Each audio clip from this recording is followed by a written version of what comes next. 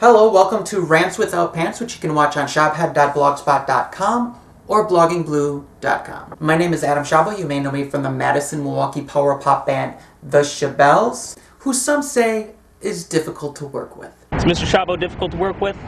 Sure, I guess, sometimes. There's no words on it. Are you ready? Go. 5, 4, 3. Dens of iniquity.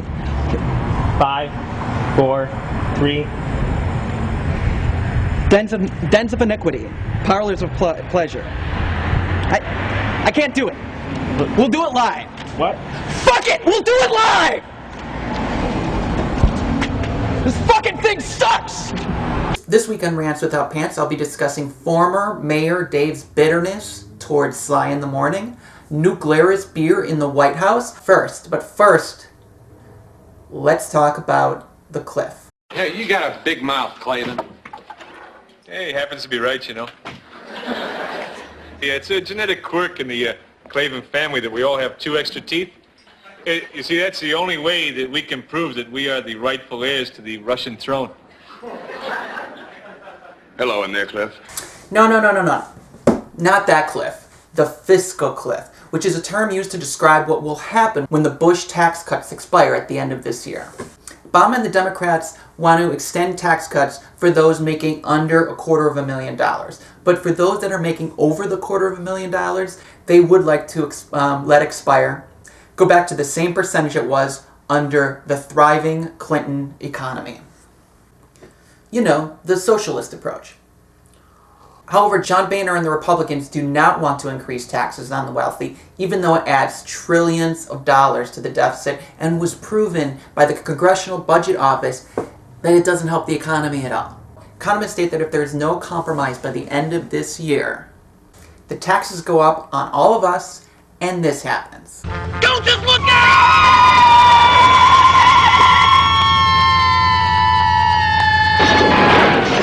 That's right, we go into another major recession. So this is serious stuff. But my Representative Gwen Moore, said this about the Fiscal Cliff. Because I just want to set the record straight on the hype that the Grand Old Party is leading us to believe. That number one, extending tax cuts, the Bush-era tax cuts, is not spending. It is exactly spending. The faulty belief that our spending on safety net programs is driving our debt. Social Security does not drive the debt. Gwen Moore is right. And you know what? The American people agree with her and Obama. They don't want to see Medicare touched. They don't want to see Social Security touched. They don't want to see unemployment touched, especially when it's needed during these tough times. The polls clearly show support for Obama's plan on increasing taxes to the wealthy, even with Republicans, registered Republicans. So the question is, why are Republicans fighting this? Why not have the wealthy pay their fair share?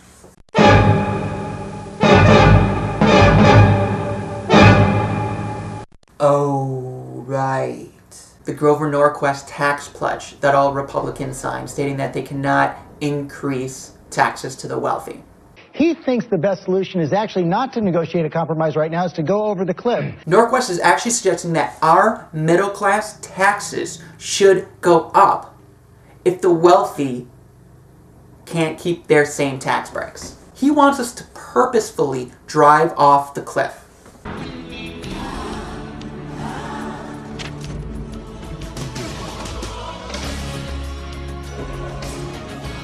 Or perhaps more accurately, he wants to push us, the middle class, off the cliff.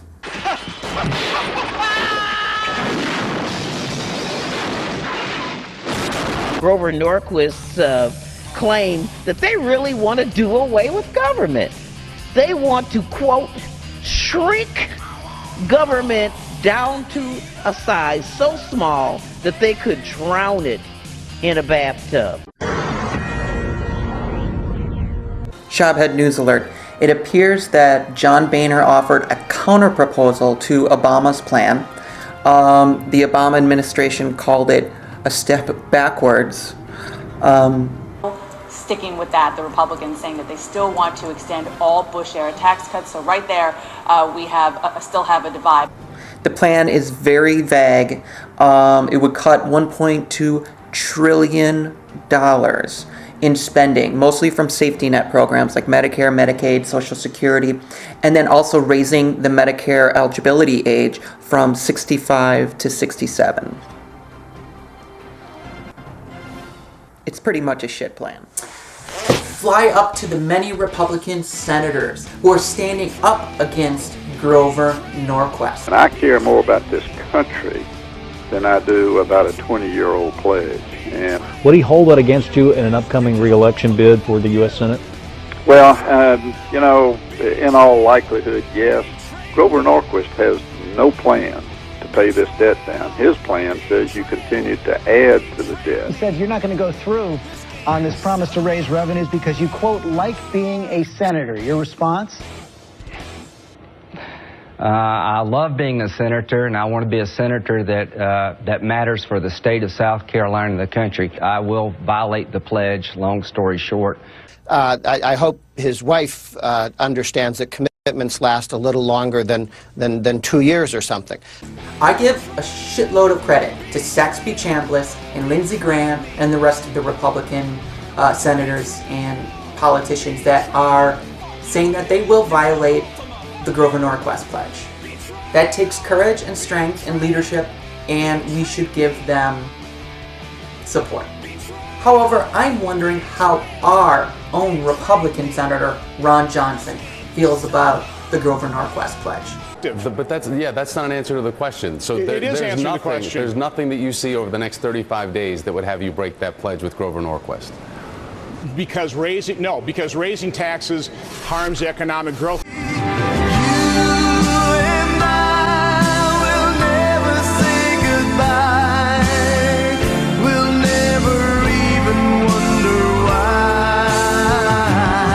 Ugh. He's so predictable. Fly up to new Glarus Brewing Company owner Deb Carey, who was asked by the White House to attend a meeting regarding her thoughts on owning a small business. When the president came in, he made a point to walk around to each of us and shake our hand and talk to us about our businesses. Closed-door meeting with other small business owners across the country. Deb says everyone shared ideas on job creation, why small businesses struggle. He did enjoy talking beer with me. Deb, of course, brought the president some new Glarus beer. In exchange, the president sent his staff scrambling for this. But let's be honest, there's no way it's going to beat New Glarus and their Spotted Cow, or their Fat Squirrel, or their Moon Man, or Cabin Fever, and my personal favorite, Totally Naked. A huge, monstrous fly down to former Mayor Dave Cheslevich for his bitterness towards progressive radio talk show host Sly in the Morning, who was just let go from WTVY. Mayor Dave wrote this in an article for the Isthmus titled, "Sly's layoffs could signal a turn toward more civil discussion." First of all, Mayor Dave, how dare you? He let you come on his program all the frickin' time to talk about whatever you wanted to talk about and promote whatever you wanted to promote.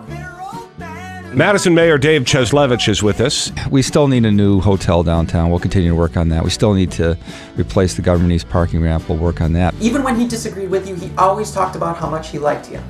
He endorsed you for mayor. After the parking attendants jobs were saved for another year, I made a commitment to Mayor Dave that if he stood up for workers in this community and delivered basic services, I would support him for re-election. So my phone rings a couple weeks ago, and it's Paul Soglin. And I'm like, well, Paul, I've always supported you if you run. But for this moment and this time, I have to stick with the mayor. And there's one thing that concerns me about what I see Mayor Dave doing and some of his supporters. They're making vague references about Paul Soglin's age, or that his ideas or his accomplishments are old. They better knock that off. And then it was only until his very close personal friend Paul Soglin threw his hat in the ring. It's upon us. Joining me now, former Madison Mayor Paul Soglin. Good morning, Paul. Good morning, Sly. I met you in, actually, I first met you in 1975. You came and spoke to my 8th grade class at Orchard Ridge Middle School. And then I've worked on your 1977 campaign. So I've known you for a couple years. Actually, over the years, I think I've met just about everybody in your family, too. I think so. Well, it was very difficult. When you called me in the beginning of December, I had already endorsed the mayor over a couple things that he'd done where he stood up for workers, but I have a fair amount of differences from the mayor, so I went, oh no. And I'd like to be a man of my word, but I have to tell you, as I read your blog and I read his responses, and then I saw this truck deal, I just had to be honest with people the other day and say that I'm voting for you. He ultimately had to rescind his endorsement. And then Paul Soglin ultimately beat you. Better much? You wrote this in the article. My understanding is that John Sly Sylvester has been pretty hard on me since I lost my election in 2011. Yes, Sly was hard on you. But you know what? It was because of your articles you wrote. I know this from personal experience.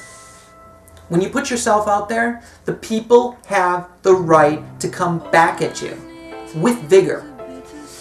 For instance, in a previous article, you wrote this about Doug LaFollette, our former Secretary of State. He once wrote a fundraising letter in which he said he was watching a snowfall and reflected that each flake in itself didn't amount to much, but that billions of them could bring an entire city to a halt. Concluded, we are those flakes. When it comes to Doug, people agree. So you're saying Doug LaFollette's a flake. Do you think that's really that civil? Or how about when you compared Marty Beal, executive director of ASME 24, to the Koch brothers and calling him Uncle Fester? Is that civil? These are Sly's friends, and he went after you and your lack of support for labor. And quite frankly, you deserved it. The funny thing is, in this article that you wrote this about Sly. But over the years, Sly did go over the top more than once, often in a way that was especially insulting to women. I never understood why he got a pass from this from people who consider themselves progressive. I am so sick of this argument that Sly is a sexist. If you listen to his radio program every day, you would know that he isn't. He goes after both genders equally. The point is that while Sly was supporting Kathleen Falk, the Labor-backed candidate, you were supporting the lackluster Labor-light candidate Tom Barrett. Then you wrote this on your Facebook wall, and I saw this, and I actually responded to it after the Democratic primary debate. Mayor Dave pretty much says how good everyone else is, praises obviously Barrett, but then states Kathleen Falk needs to pronounce her G's and makes fun of her for how she speaks.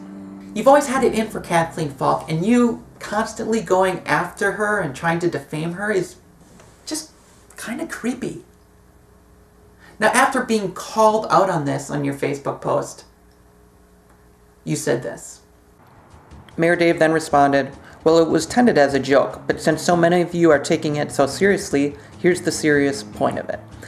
And it goes on to say that he believes Kathleen Falk was intentionally talking that way. He said he's never heard her talk like that in private discussions, so that it's pretty obvious that she's doing it intentionally to try to find some connection in the way that Tommy did. So basically you're saying she's lying and not talking the way she regularly talks. Then Dane County Supervisor Diane Conway Hasselbein stated this.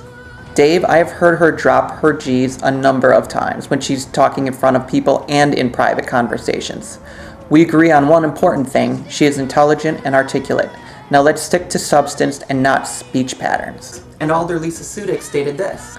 So it's okay when Tommy does it, but not when Kathleen does? Sounds like what's good for the gander isn't good for the goose. Or in other words, sounds like sexism. That's right, calling Mayor Dave's weird statements sexist.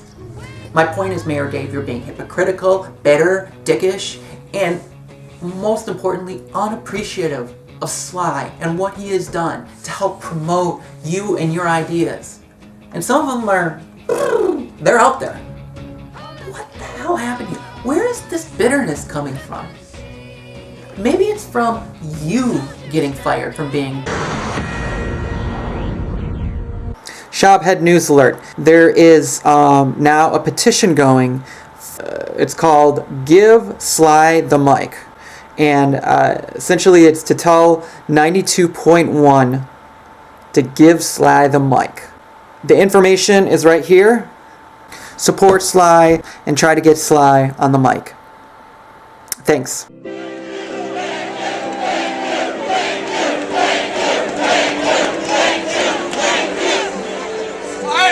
My name is Sly in the Morning, and I was born in Milwaukee 50 years ago to a school teacher and a government worker, and I couldn't be more proud.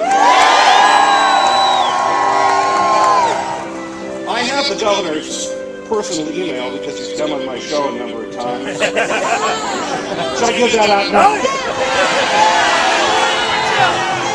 But I emailed him last Friday night, and I said, Governor, I'll keep this civil, but I will fight you with every last breath in my body. That's all I have for you today. God bless you, God bless Wisconsin, and God bless these United States of America. Thank you.